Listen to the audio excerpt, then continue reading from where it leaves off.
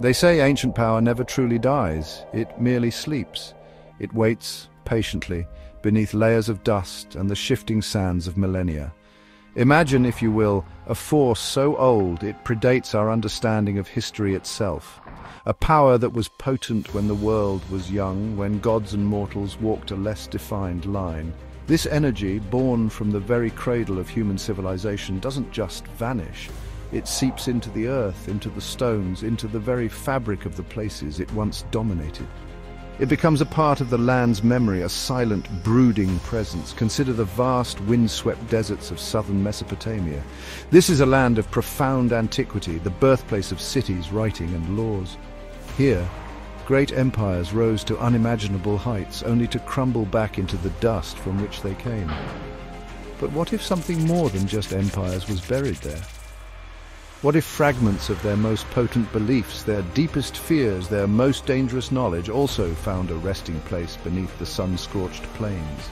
Secrets sealed away, perhaps for good reason, by those who knew their true, terrifying potential. These are not just tales for a campfire, they are possibilities etched in the very soil. For centuries, these arid landscapes have guarded their secrets well. They have witnessed the rise and fall of countless generations, each adding their own layer to the historical sediment. But the deepest layers hold the oldest stories, the ones whispered in tongues long silent. These are the tales of primordial forces, of entities that held sway before the world settled into its current, more predictable patterns. What happens when modern hands, driven by curiosity or ambition, reach down into that ancient darkness? What happens when we disturb the slumber of something that was never meant to awaken in our time? The very air in these ancient places seems thick with unspoken narratives. It's a feeling many explorers, many archaeologists have described, a sense of being watched, of standing on the precipice of something monumental, something that defies easy explanation. They say that if you listen closely enough, you can almost hear the echoes of the past. The chants of priests, the decrees of kings, the cries of the forgotten, and sometimes, perhaps the faintest, most chilling whisper of a power that has outlasted them all, biding its time, waiting for a sign or a summons.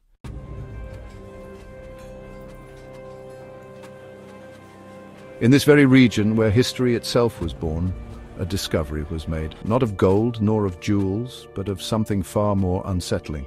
Deep within the earth, archaeologists delved, seeking to understand the lives of those who came before. They sought knowledge, enlightenment.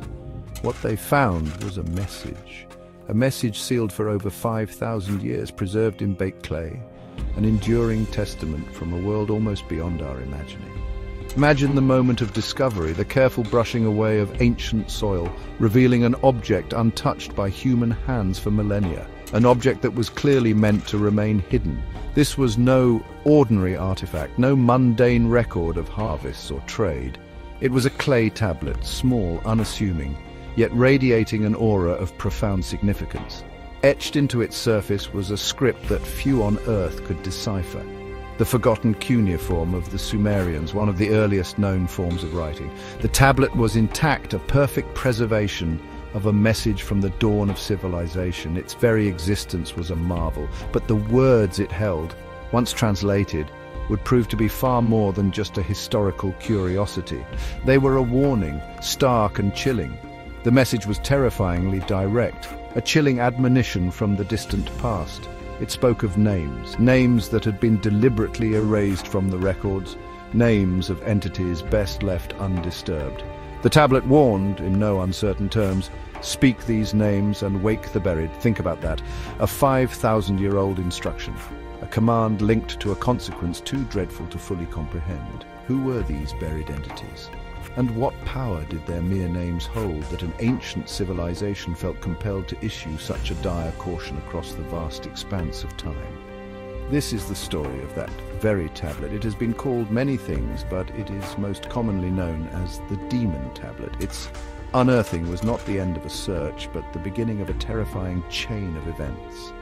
a sequence of inexplicable occurrences of madness and of death that would stretch from the desolate sands of Mesopotamia to the bustling streets of modern cities. The discovery of this ancient artifact didn't just open a window to the past, it potentially opened a door to something far more sinister, something that once awakened proved incredibly difficult to silence.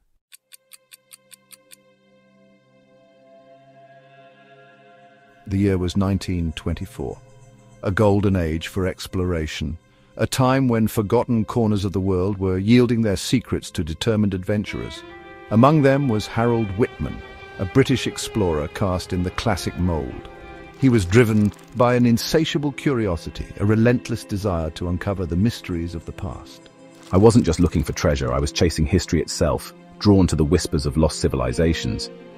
Mesopotamia, the cradle of mankind, called to him with its promise of unparalleled discovery. He had a reputation for pushing boundaries, for venturing where others hesitated. This time his sights were set on the very birthplace of Sumer. His destination was the legendary site of Eridu, believed by many scholars to be one of the oldest, if not the oldest, city in the world. Imagine this place, a desolate expanse in what is now southern Iraq, where the sun beats down mercilessly and the wind whispers tales across the barren plains.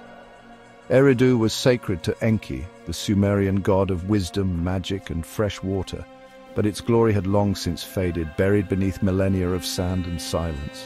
Whitman believed that Eridu still held profound secrets, keys to understanding the dawn of human belief and ritual. He was convinced something monumental awaited him there.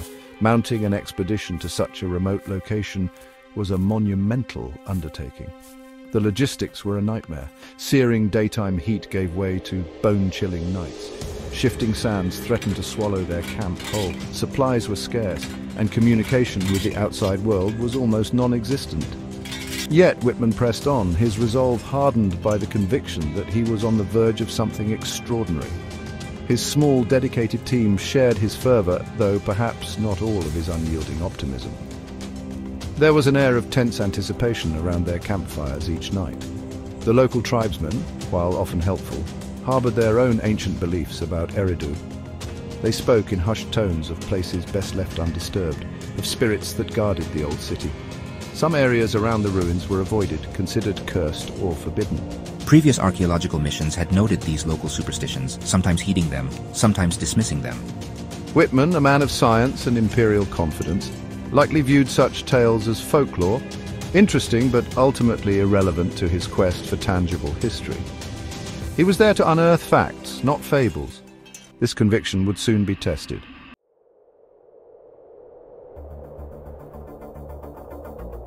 Whitman focused his team's efforts on one of Eridu's most prominent features, the crumbling remains of a massive ziggurat. These stepped pyramids were iconic structures of Mesopotamian cities, believed to be stairways connecting the heavens and the earth. They were sacred mountains, centers of religious life, where priests communed with their powerful, often terrifying deities. The team worked meticulously, clearing away centuries of debris, mapping the ziggurat's decaying facade. They were searching for known temple structures, for royal dedications, for anything that could illuminate the city's past. But the ziggurat had other plans. The breakthrough came unexpectedly, not in a grand hall or a royal archive, but far deeper. A section of the ziggurat's base, seemingly solid, revealed an anomaly, a subsidence perhaps, or a deliberately concealed entrance missed by all previous surveys. It was located far beneath the main structure and almost at the primordial level of the city's foundation. As the team cleared the opening, a draft of unusually cold air seemed to exhale from the darkness within. The atmosphere around the dig site shifted subtly at first, then with a growing sense of unease. This was no ordinary find. The descent was arduous and nerve-wracking. The passage was narrow, constricting, clearly not designed for easy access. It plunged steeply into the earth, far deeper than they had anticipated. Their flickering lanterns cast long, distorted shadows that danced on the rough-hewn walls, playing tricks on their eyes. The sounds of the desert above faded, replaced by an oppressive, echoing silence. Or was it silence? Some of the team would later recall faint whispers, too indistinct to understand but undeniably present. They were venturing into a place that felt profoundly ancient and profoundly forbidden. Finally, the passage opened into a chamber. It wasn't large, nor was it filled with the gold and lapis lazuli treasure hunters dreamed of. Instead, it was small, almost claustrophobic, and radiated an intense feeling of sanctity, or perhaps sacrilege. The air was thick, heavy with the dust of countless uncounted centuries. It was clear that this space had been sealed, deliberately and meticulously, in the distant past. They were the first human eyes to behold its contents in millennia. The silence here was different. A weighted, expectant silence, as if the chamber itself was holding its breath.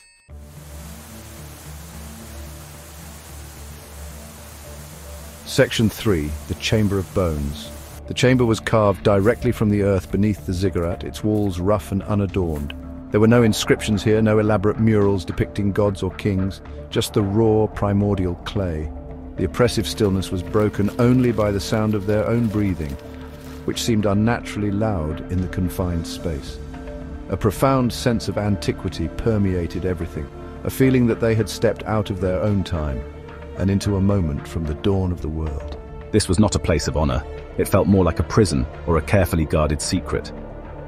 At the very center of this stark room, resting on a slightly raised earthen platform, was the object of their search, though they didn't know its true nature. Yet it was a small clay tablet, perfectly preserved, unbroken by the passage of ages. It seemed almost insignificant, dwarfed by the sheer weight of history that surrounded it. Yet its deliberate placement, its isolation, spoke of an immense, untold importance. Strange, intricate symbols were etched into its surface, a form of cuneiform script, but one that seemed older, more primal than other examples found at Eridu. It held a message, waiting. This was no tomb, it was a ritual site, a place of unimaginable significance and, it seemed, unimaginable horror. The most terrifying detail became apparent as Whitman and his team moved closer, their lanterns held high. Every single skull in that silent circle was positioned to face outward, away from the tablet. As if they were eternal guardians, frozen in a moment of warning, or perhaps they were recoiling, even in death, from the object at the circle's heart. The implications were horrifying. Were these sacrifices protectors? Victims? The silent tableau screamed of a powerful, dangerous secret, one that had been sealed away with the utmost care and with a grim, bony escort.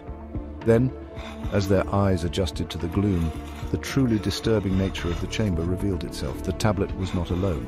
It was surrounded, completely encircled by human bones, not a haphazard pile, not the remnants of a forgotten burial. These bones were arranged with chilling precision, forming a perfect, unbroken ring around the central platform. The sheer number of skeletons was staggering, easily dozens packed tightly together.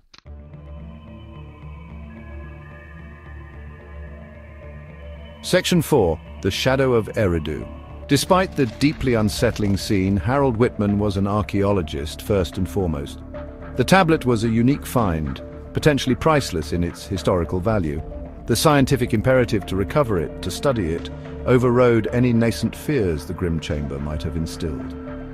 With painstaking care, his team began the delicate process of documenting and then removing the clay tablet from its ancient resting place.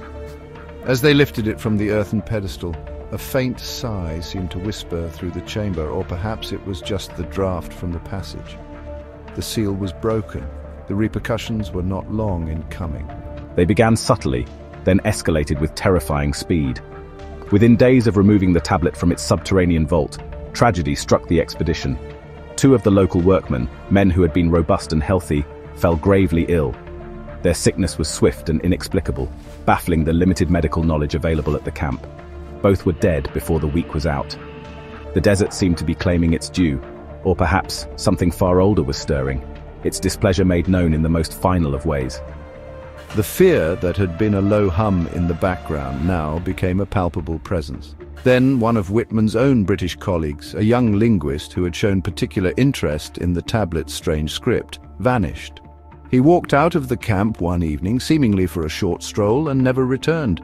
Extensive searches revealed nothing.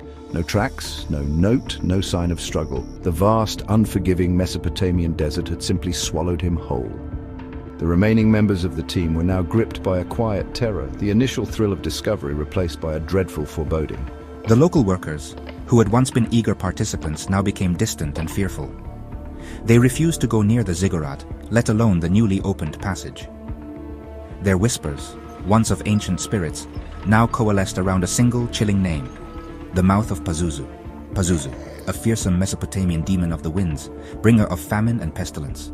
They believed the chamber was a gateway, a place connected to this malevolent entity, and that by disturbing it, Whitman had unleashed something terrible. The tablet, it was becoming horrifyingly clear, was far more than just an archaeological artifact. It was a key.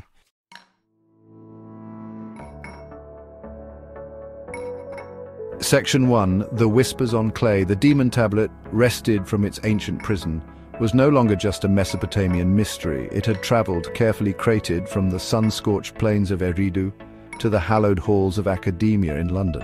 Harold Whitman, despite the horrors that had befallen his expedition, clutched it as his prize. Yet this was no ordinary clay document.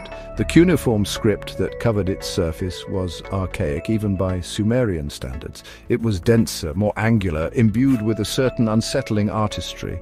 Scholars, initially thrilled by its pristine condition, soon found themselves facing a linguistic labyrinth, the symbols resisting easy interpretation. Whitman, driven by an urgent need to understand the tablet's secrets, enlisted the finest minds in Assyriology. These were men who had dedicated their lives to deciphering the earliest stirrings of human language. Patiently, meticulously, they began their work. Photographs of the tablet circulated. Transcriptions were attempted, but progress was agonizingly slow. The script seemed to writhe under their gaze, its meaning elusive. There was a growing consensus. This was not a ledger of grain, nor a king's decree. The very feel of the text, even before full translation, hinted at something far older, far more primal. Slowly, painstakingly, fragments of meaning began to emerge from the dense web of wedges and lines. These initial translations sent a shiver through the small circle of academics involved. They were not lists of goods nor hymns to familiar gods. Instead, they read like incantations, like parts of a forgotten, forbidden ritual. Words of power, words of binding, words that hinted at forces that lay beyond the veil of the known world. The context was still murky, but the tone was unmistakable. This was a document of immense gravity and potentially immense danger. The scholars toiled, the weight of millennia pressing down on them. What had Whitman truly disturbed? The tablet wasn't just old, it felt active. As more phrases were pieced together, the horrifying truth began to crystallize. This was no mere historical record, it was a warning, a specific, chilling admonition passed down through 5,000 years of silence. The ancient Sumerians who had penned these lines were not just chronicling their beliefs, they were desperately trying to caution future generations against a peril they themselves had clearly faced and perhaps unleashed.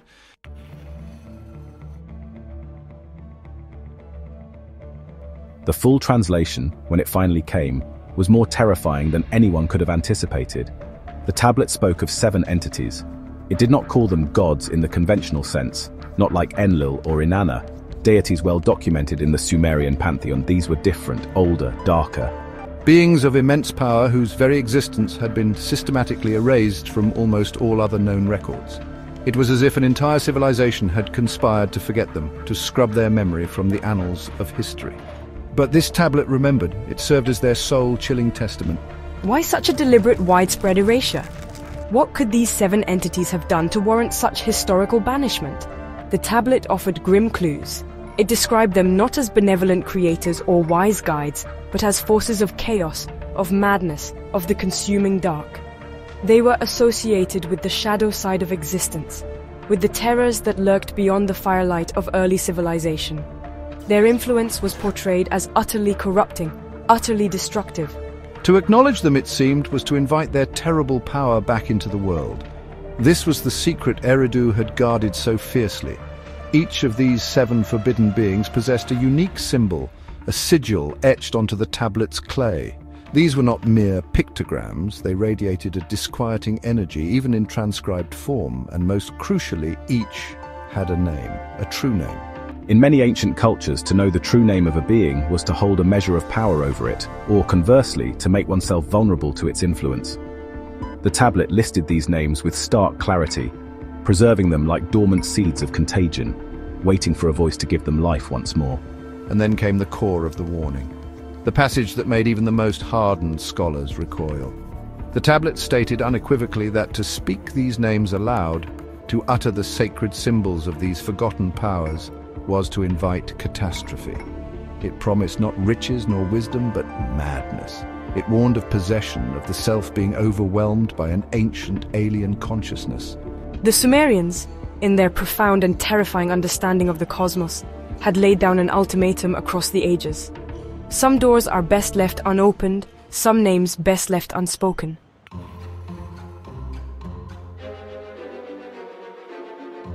Harold Whitman now held this decoded knowledge in his hands. He knew the names, he understood the symbols, he had read the explicit, terrifying warning. Back in the bustling metropolis of London, far removed from the eerie silence of the Eridu chamber, the terror must have seemed less immediate, perhaps even abstract. Was this ancient curse truly potent in the modern world of science and reason? Or was it merely the product of primitive superstition, the fears of a long-dead civilization amplified by the grim discovery site of the bones? The allure of my discovery was immense. This wasn't just another pot or shard, it was a direct link to the deepest, darkest beliefs of humanity's dawn. The Demon Tablet could make me a legend, the man who had unearthed a secret so profound it had been buried for 5 millennia. The temptation to share this, to announce my triumph to the world, was overwhelming. Scientific curiosity, coupled perhaps with a dangerous strain of ambition, began to outweigh the chilling words of the ancient script. He decided the world needed to know. He chose a powerful new medium for his revelation, the radio. In the 1920s, radio was transforming communication, bringing voices and stories directly into people's homes. It was the cutting edge of technology, a symbol of modern progress. What better stage to unveil such an ancient secret? An interview was arranged with a prominent London broadcaster. The anticipation was palpable. Whitman promised a story that would astound the nation, a glimpse into a past more terrifying than any fiction. He was ready to speak. Some of his academic colleagues, those who had worked on the translation, urged caution. They reminded him of the events in the desert, the inexplicable deaths, the vanished linguist. They pointed to the sheer vehemence of the tablet's warning. Was it wise to disregard such a direct and ancient prohibition? But Whitman, it seemed, was beyond such counsel. Perhaps he felt a sense of destiny, or perhaps he simply underestimated the forces he was dealing with. He was a man of action, an explorer, not one to be deterred by what he likely considered ancient folklore.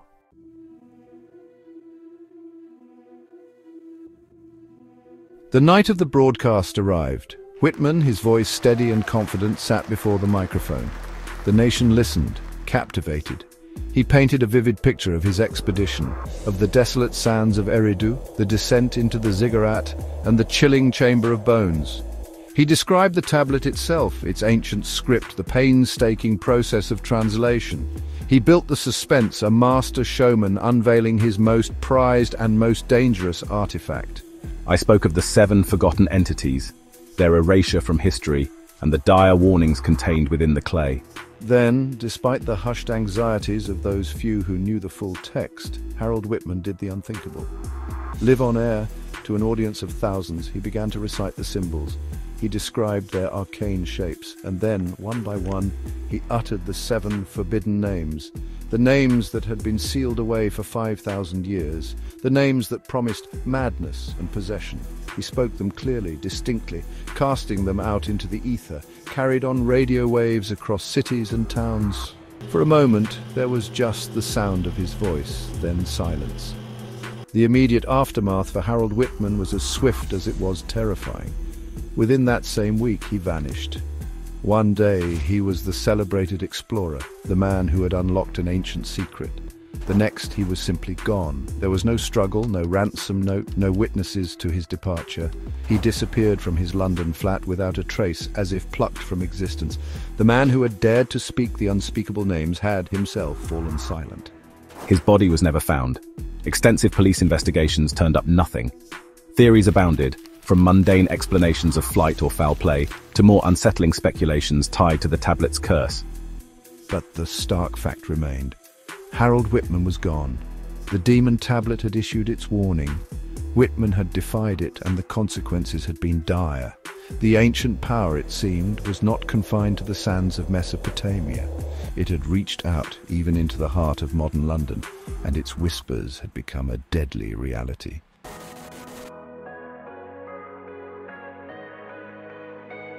Harold Whitman's voice, carrying those ancient, forbidden names, had not simply faded into the ether.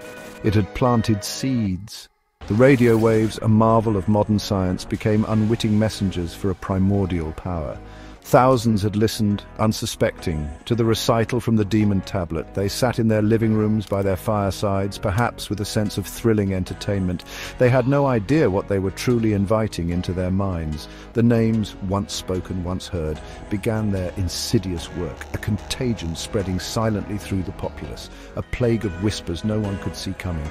Initial reports were scattered, easily dismissed as the anxieties of a public recently fed a sensational story. People spoke of vivid, disturbing nightmares, dreams filled with crushing darkness and unseen presences. Others complained of a persistent, unshakable sense of being watched even in the bright light of day. A creeping paranoia began to take root in those who had listened most intently to the broadcast. These were not isolated incidents, but a growing chorus of unease. The curse was subtle at first, a faint tremor before the earthquake, making its victims question their own sanity before the true horror unfolded. The authorities, medical and police, initially waved away these concerns. Mass hysteria, they called it, the power of suggestion amplified by Whitman's dramatic tale and subsequent equally dramatic disappearance. It was easier to label the afflicted as overwrought or mentally fragile than to confront the terrifying alternative. Yet the phenomenon persisted, the numbers grew. The stories became more detailed, more consistent in their horrifying themes. Doctors saw patients with anxieties they couldn't diagnose, with terrors that no medicine could soothe. The official explanations began to wear thin. This was not a curse that struck like lightning, instantly felling its victims. It was a slow burn, a creeping infiltration of the mind and spirit. It fostered doubt, then fear, then a desperate clawing madness. The names once heard echoed in the quiet moments, twisting thoughts, corrupting perceptions. The very air in homes that had tuned into that fateful broadcast seemed to grow colder, heavier. The shadow of the Demon Tablet and the entities it named was lengthening, proving that its power was not diminished by distance, nor by the flimsy shield of modern skepticism.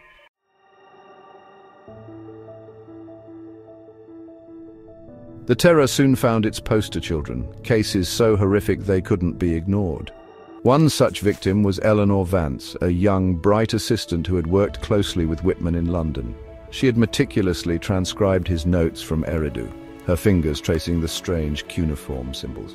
She had likely listened to the broadcast, perhaps with a sense of pride in her employer's daring, but pride soon gave way to something else entirely. Her colleagues noticed a change. She became withdrawn, her eyes darting nervously, her sleep plagued by unspeakable visions she refused to describe. The descent was terrifyingly swift. Eleanor began speaking of whispers that no one else could hear, of figures that moved in the periphery of her vision.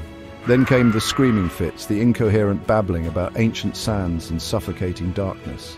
One morning her landlady found her. The scene was one of unimaginable horror. Eleanor Vance, the once promising scholar's assistant, had gouged out her own eyes. She survived, blind and broken, her sanity shattered beyond repair. Her only explanation, repeated endlessly, was that she had to stop seeing them watching. The curse had claimed another. Another who paid the price was Dr. Alistair Finch, a brilliant but perhaps overly ambitious linguist. After Whitman's disappearance, Finch had taken up the challenge of further deciphering the tablet's nuances, convinced he could unlock even deeper secrets. He spent weeks closeted with photographs and transcriptions of the cuneiform script, immersing himself in its archaic grammar and terrifying vocabulary. He too began to change. He neglected his appearance, his work became erratic, his conversations filled with disjointed references to the Seven and their awful gaze. His colleagues found him in his study, surrounded by scrawled notes and mad drawings of eyes. He was crouched in a corner, rocking back and forth, his own eyes wide with a terror that seemed to see beyond the confines of the room. He kept repeating the same phrase over and over. "I see their eyes in the walls. They are always watching, always." Dr. Finch was committed to an asylum, his brilliant mind lost forever to the echoes of the Demon Tablet. The message was becoming brutally clear. To delve too deeply into this forbidden knowledge was to invite utter destruction of the self.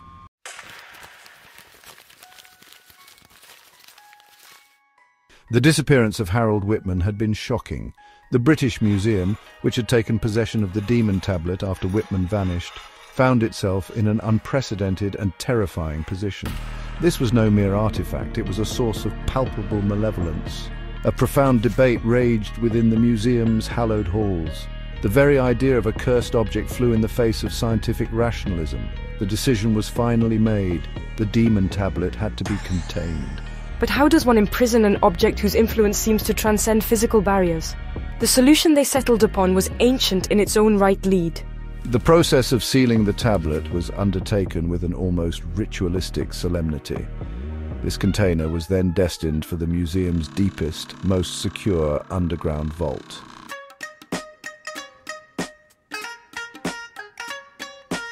With the Demon Tablet sealed within its leaden prison, a collective sigh of relief rippled through the British Museum.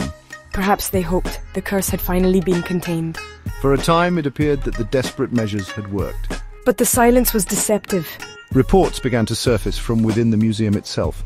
Guards patrolling the corridors near the vault sector spoke of an unnerving coldness. They reported faint sounds like whispers or soft chanting. The psychological toll on those who knew the tablet's precise location was considerable. A persistent sense of unease began to affect those whose duties brought them close to the sealed vault. The lead box and the deep vault were merely a pause, not an ending, to the horror unleashed from Eridu.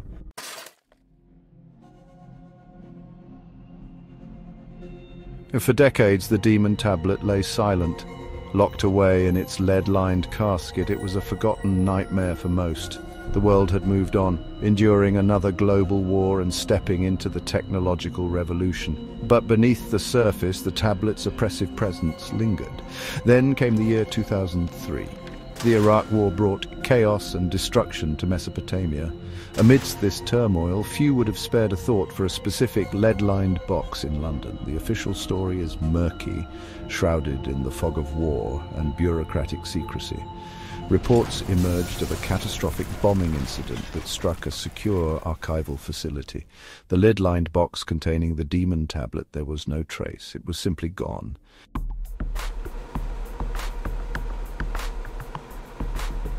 In the immediate aftermath, official channels were tight-lipped. Was the Demon Tablet destroyed in the bombing? This was the narrative that many wanted to believe, but for those who understood the tablet's resilience, destruction seemed too simple an answer. Rumors of a different fate began to circulate in the shadowy corners of the art world. The clandestine world of illicit antiquities is a realm of immense wealth and secrecy. There are collectors who crave the unique, the forbidden, the objects that come with a dark history. The chaos of war provides perfect cover for such treasures to change hands. How could such an object be spirited away from a bombed-out secure facility? Professional art thieves, perhaps with insider knowledge, or maybe local opportunists. The truth remains elusive, buried under layers of speculation.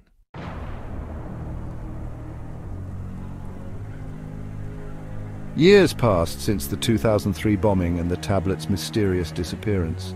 The story began to fade from public consciousness, but ancient powers do not truly die.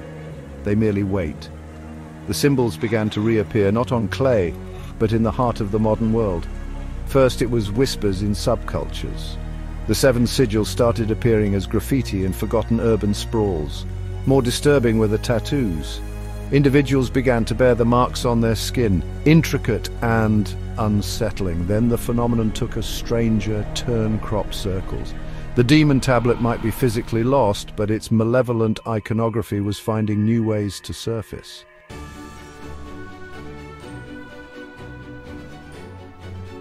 The dawn of the 21st century brought with it the internet.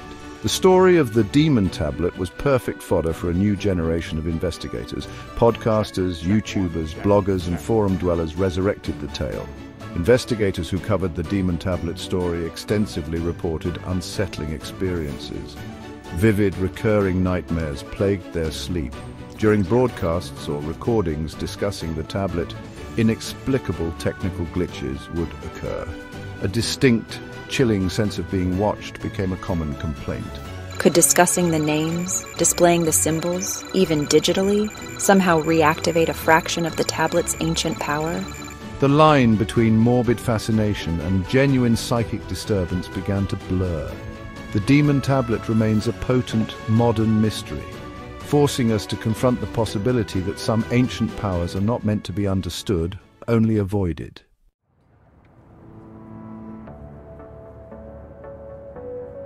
The year is 2024. We live in an age of unprecedented information sharing. Secrets, it seems, are harder than ever to keep. Yet, the Demon Tablet continues to cast its long, dark shadow, proving that some mysteries can adapt, can find new avenues into our hyper-connected world. Imagine the sheer audacity, or perhaps the sheer folly, of one individual. A YouTube user, their identity now lost to the digital ether, decided to take the ultimate step. They sought not just to discuss the tablet, but to unleash its core. This user uploaded a video, not a commentary, not a discussion, but a full, unadulterated reading of the Sumerian script from the Demon Tablet. The video was stark. No fancy graphics, no dramatic music, just a voice, reciting those ancient forbidden syllables. The very names that Harold Whitman had broadcast decades earlier with such devastating consequences. The names the Sumerians had desperately tried to silence. For a brief time, these words, these potent incantations, were available to anyone with an internet connection. A click away from being heard, from seeping into the minds of a new, unsuspecting audience. It was a chilling echo of Whitman's fateful radio broadcast, amplified by the global reach of the internet, an act of profound recklessness or deliberate invitation to unseen forces. The aftermath was swift and terrifyingly complete. Within days, perhaps even hours of the upload, the video vanished. Not just the video, the entire YouTube channel was deleted, wiped clean as if it had never existed. No explanation was offered by the platform. No trace remained of the user's other content. It was a digital ghost. But before this erasure, a single, cryptic message was reportedly posted by the channel owner, a final, chilling testament. They came to me. Nothing more. Just those 4 terrifying words hinting at an encounter too dreadful to describe. What does this mean? Who or what came to this anonymous YouTuber? Were they pressured by authorities aware of the tablet's dangerous legacy, or was it something far older, far more sinister, responding to the spoken names? The incident serves as a stark reminder. The Demon Tablet's influence is not relegated to dusty archives or forgotten history. It is here, now. It can touch us through our screens, through the voices of those who dare to resurrect its words. The digital age has not made us immune to ancient terrors. It has merely provided them with new pathways.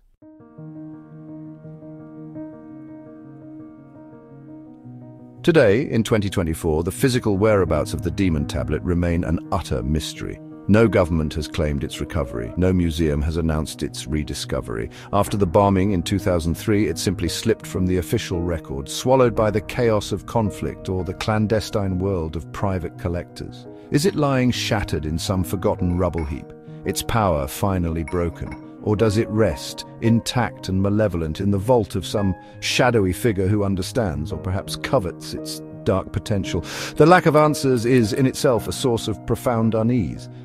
This uncertainty fuels endless speculation. If it is destroyed, then perhaps its direct curse is lessened, though the knowledge it unleashed continues to echo. But if it survives, hidden away, then it remains a concentrated point of ancient power, a sleeping horror that could be awakened once more.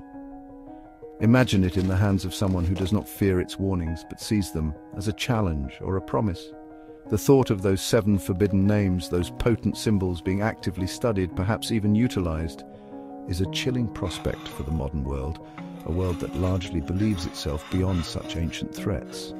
The tablet's physical absence does not equate to an absence of its influence. Its story, its warnings, the very symbols it bore have disseminated far beyond the clay itself. They exist in academic papers, in sensationalized articles, in the hushed conversations of those who study the occult, and now across the vast expanse of the internet.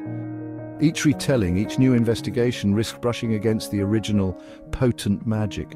The fear it instilled in those who knew it, from the ancient Sumerians to Harold Whitman to the museum curators, that fear lingers, a testament to its perceived power. For those who have delved deep into its history, the Demon Tablet is more than just a lost artifact. It is a persistent, nagging dread, a sense of unfinished business, a feeling that a terribly dangerous entity was let out of its cage and has never truly been recaptured. The psychological weight of its legacy presses down even now. The mystery of its location is not just an archaeological puzzle, it's a silent, ongoing threat, a question mark hanging over our understanding of the past and its potential to intrude upon our present with terrifying force.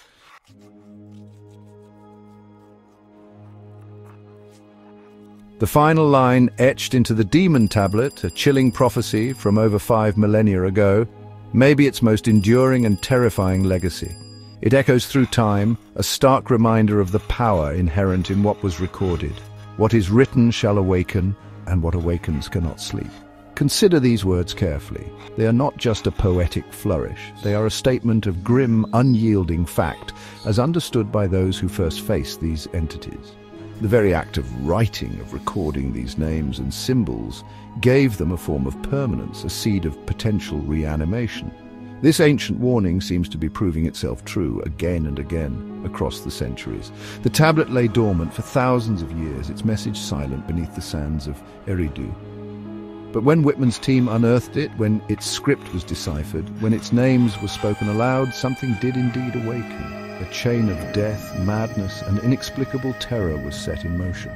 The sealing in the lead box, the interment in the deep vault, these were attempts to force the awakened back into slumber. But the tablet's own words warned that this would be impossible.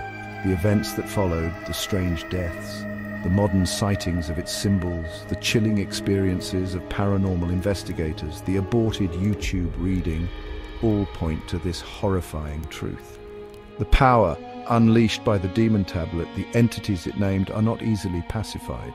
They do not adhere to our timelines, our understanding of cause and effect. Once invoked, once their presence is acknowledged and their names vibrated into existence, they persist, they linger, they watch. The Sumerians, who lived in a world far more attuned to such forces, understood this fundamental, terrifying principle. Perhaps the sleep referred to is not a literal slumber, but a state of being forgotten, of being unacknowledged.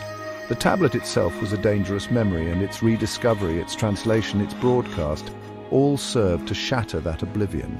What awakens is not just the entities themselves, but the fear, the knowledge, the potential for chaos they represent.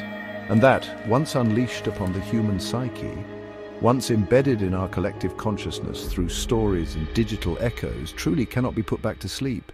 It becomes a permanent part of our darker folklore, always threatening to resurface.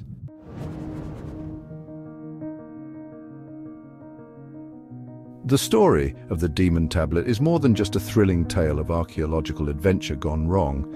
It is a profound cautionary narrative, a 5,000-year-old warning that resonates with chilling clarity even in our technologically advanced age. It speaks to a fundamental truth. Some doors are best left unopened, some knowledge too perilous to pursue.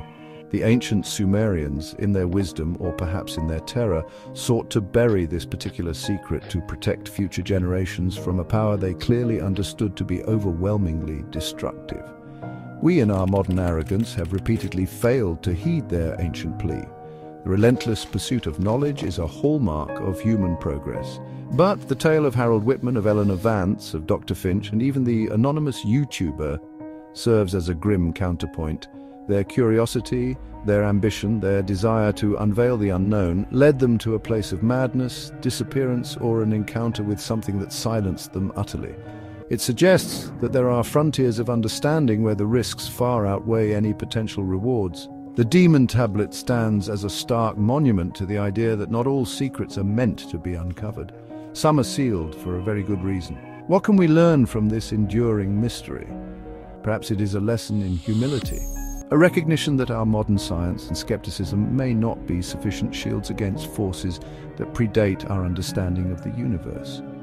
The entities named on the tablet, whether you believe them to be literal demons, archetypal energies, or potent psychological triggers, clearly wield a power that can shatter minds and disrupt lives. To dismiss this as mere superstition is to ignore a consistent pattern of terror and tragedy stretching across millennia, from ancient Eridu to the digital now. So the final warning is this: be wary of whispers from the ancient past. Be cautious of knowledge that promises power but comes shrouded in fear. The Demon Tablet may be lost, but its story, its symbols, and its core message persist. What is written shall awaken, and what awakens cannot sleep. Let those words echo. Let them serve as a reminder that some things are best left in the silence, undisturbed, unread, unspoken. The shadows of these ancient powers are long and they are patient, and they are always listening for their names.